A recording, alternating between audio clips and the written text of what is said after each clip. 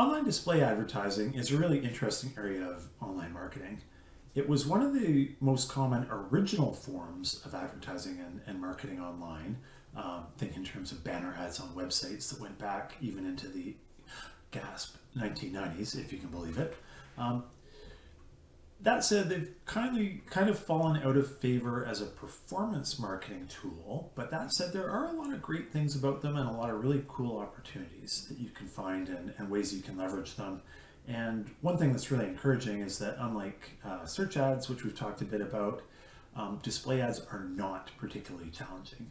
Um, I mean, there's definitely work to do and ways that you want to approach them to have success and ways you want to measure them.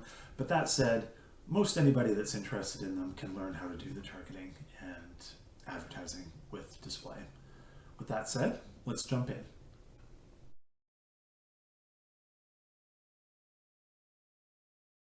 In diving into the topic of display ads, let's start by having a look at a couple examples. First off, up here over on the top left, we can see the 7 digital trends, which in that case, that's an ad that appeared to me in Instagram. Based on my interests, I've never been to that website, so they'll have targeted me as somebody who's interested in digital marketing.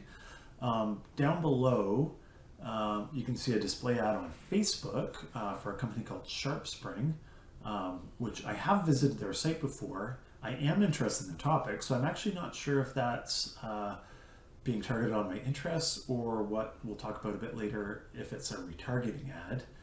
Over on the right-hand side, up top on the New York Times, you can see a Best Buy ad that is served through the Google Display Network. And interestingly, it's a Best Buy ad for me here in Victoria, British Columbia, Canada, that's showing up on the New York Times because Best Buy Canada is bidding for anybody who goes to the Times who has been to their website.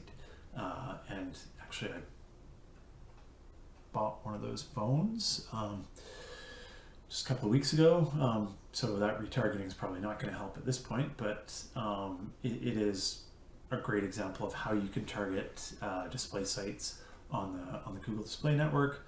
Over on the right, you can see there's an ad for a show or a movie, and then yeah, basically that's a variety of display ads, and you'll see them on virtually every website. You look at virtually every social media platform, and then looking at display ads and what they're good for, they can be really amazing for brand building in terms of getting your company, your brand in front of people, building awareness, that sort of thing. I think of if you offer even like a low ticket service that people would frequently use, why not let everybody in your immediate neighborhood, maybe within a certain radius of where your business is, very low cost to let them know that you're there.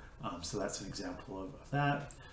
You can do retargeting or remarketing ads, which of course are targeting people who've either done an action in the past or visited your website.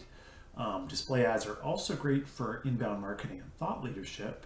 And one caveat about this is that this is all only if you properly measure and optimize your ads. There's a lot of ways to waste all your money in display advertising if you're not doing things right. Fortunately, we will get deeper into display advertising and show you how not to waste your money. We'll do some more in-depth sessions on that in the Academy. So moving along, a few essentials around the brand building. First off, you want to carefully target your audience, and you want to make sure that your audiences are small enough that you can tell which ones engaged and responded to your ads. And that might seem a bit confusing, but basically what it is rather than target people across multiple interests in one campaign, you want to do smaller campaigns that generally just target one interest each. And then by doing that, again, you can measure the comparable performance between those interest groups.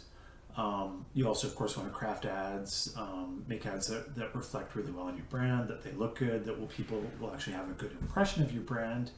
And then something that gets a bit more sort of techy and challenging, but you want to start thinking about optimizing. If you're doing branding, you want to think about optimizing your impression frequency or how often people see your ads.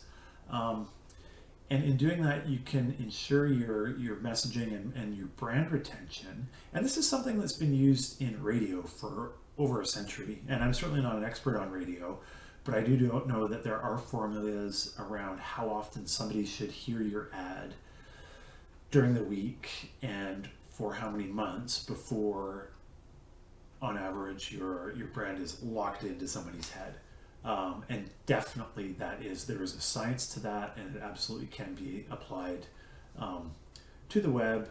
In general, I think it's so cost effective doing these brand ads to a small local area that if you're doing local advertising, I'd be tempted to find your target and then maybe look at optimizing to get at least 3 impressions a week. That would be a good target to start with, and then see how it goes from there. And I want to keep going on some instructions there, but we'll leave that for some more in-depth lessons. And then the big thing really is start with small tests and try things, and then learn from those and build on them. Almost nobody nails it with their first campaign or their first set of ads. And this is where it really sets folks apart. If you go in with the expectation that you need to keep things small at first until you learn how you can make it work, you're going to be much further ahead than if you do a big campaign and have high hopes that it will immediately be successful. It happens, but that's rare. So again, we talked about retargeting and remarketing.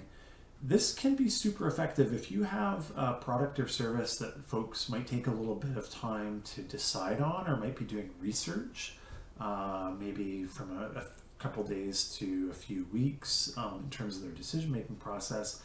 Showing ads to recent visitors to your website, if they're appropriate, relevant, and brand-friendly ads, that can really help reinforce your company as a significant presence in the market and a go-to place for that service. So it can really help in that case. Fortunately, these are pretty straightforward to set up and are not too costly either.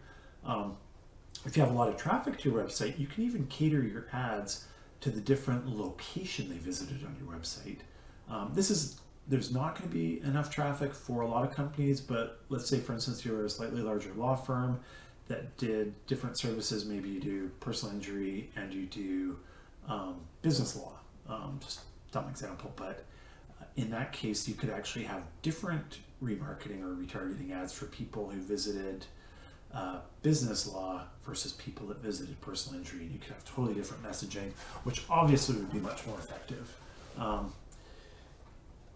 And then you really, another thing you can do is you can look at techniques that basically mimic retargeting. You can get quite advanced and use targets so that you're more or less targeting people who are visiting competitor sites or other highly relevant sites. And there's some really cool ways of doing that that can be quite effective. And I should also just share why we have retargeting and remarketing, 2 terms for the same thing.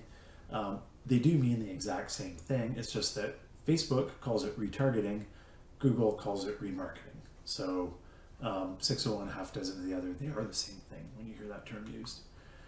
And then lastly, looking at a topic that's a passion of mine, inbound marketing and then thought leadership.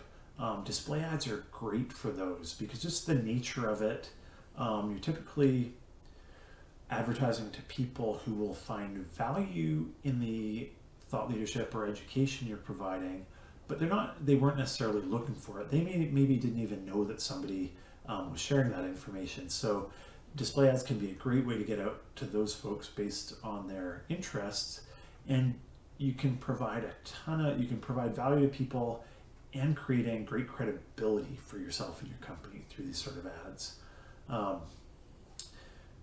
With this, if you're going to do advertising on display for inbound marketing thought leadership, you also want to strategize what your funnel looks like. And by your funnel, we mean the different steps that people go through. And actually, as much as a lot of the online training companies are, let me just say, there's good ones and bad ones.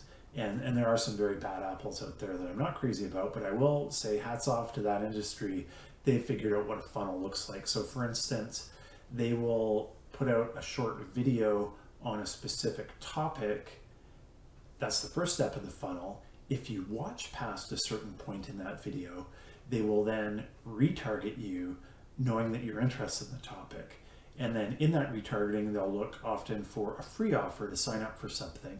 And then once you've taken that step in the funnel, you're one step further down the funnel. And then at that point, they might start trying to sell you something. Again, I shouldn't pick on that industry because there are a lot of great companies in there, but just one that kind of annoys me at times. But man, do they ever know how to work a funnel? Your funnel is probably not going to be that sophisticated, but just really understanding how people move through the process from becoming aware of your business to actually becoming customers, and then learning about retargeting and nurturing so that you can advance people through that funnel. You want to experiment with all kinds of ad formats, and especially video.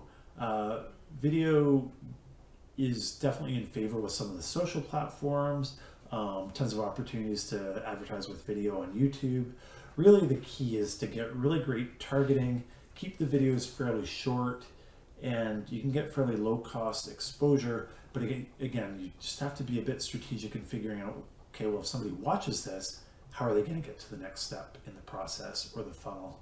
And as always, you're going to want to track everything, place some small bets on initial campaigns, and then improve as you go. So that, in a nutshell, are some of the things you can do in display marketing. And hope you got something out of this. I'm looking forward to diving in a bit deeper as we add more and more lessons to the Academy. Thanks very much.